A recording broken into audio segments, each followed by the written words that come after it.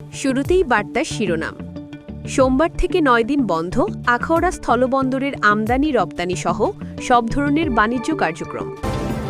ব্রাহ্মণবাড়িয়া বার্তা সংবাদ প্রচারে অঙ্গীকারবদ্ধ। সনাতন ধর্মাবলম্বীদের সবচেয়ে বড় ধর্মীয় উৎসব শারদীয় দুর্গাপূজা উপলক্ষে ব্রাহ্মণবাড়িয়ার আখাউড়া স্থলবন্দর দিয়ে ৯ দিন আমদানি রপ্তানি কার্যক্রম বন্ধ থাকবে। তবে এ সময় স্থলশুল্ক স্টেশনের কার্যক্রম ও ইমিগ্রেশন চেকপোস্ট দিয়ে পাসপোর্ট যাত্রী পারাপার স্বাভাবিক থাকবে বলে জানিয়েছেন সংশ্লিষ্ট কর্মকর্তারা।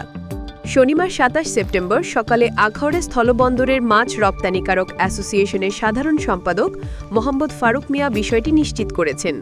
তিনি বলেন, শারদীয় দুর্গাপূজা ও লক্ষ্মী পূজা উপলক্ষে দুই দেশের ব্যবসায়ীদের সিদ্ধান্ত মোতাবেক আগামী সোমবার ২৯ সেপ্টেম্বর থেকে পরবর্তী মঙ্গলবার ৭ অক্টোবর পর্যন্ত আখাউড়া স্থলবন্দর দিয়ে আমদানি রপ্তানি বন্ধের সিদ্ধান্ত নেওয়া হয়েছে।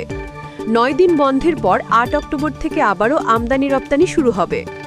আখাউড়া শুল্ক স্টেশনের রাজস্ব কর্মকর্তা ওয়াহিদুজ্জামান খান বলেন, শারদীয় দুর্গাপূজা ও লক্ষ্মী পূজা উপলক্ষে ৯ দিন আমদানি রপ্তানি বন্ধ থাকলেও কাস্টমসের কার্যক্রম সচল থাকবে। যাত্রী সেবা নিশ্চিত করতে আমরা কাজ করে যাচ্ছি। Akhaura immigration checkpost OC Mohammad Abdus Sattar বলেন, পূজা উপলক্ষে ৯ দিন আমদানি রপ্তানি বন্ধ থাকলেও ইমিগ্রেশন চেকপোস্ট দিয়ে পাসপোর্ট যাত্রী পারাপার কার্যক্রম স্বাভাবিক থাকবে।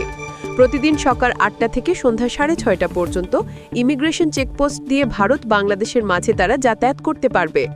প্রসঙ্গত, দেশের অন্যতম বৃহৎ ও শতভাগ রপ্তানিমুখী আখাউড়া স্থলবন্দরে প্রতিদিন হিমায়িত মাছ, সিমেন্ট, ভোজ্য তেল সহ বিভিন্ন পণ্য রপ্তানি হয় ত্রিপুরা রাজ্যের রাজধানী আগরতলায়।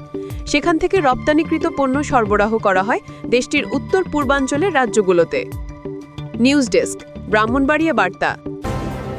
ব্রাহ্মণবাড়িয়া বার্তা সংবাদ প্রচারে অঙ্গীকারবদ্ধ।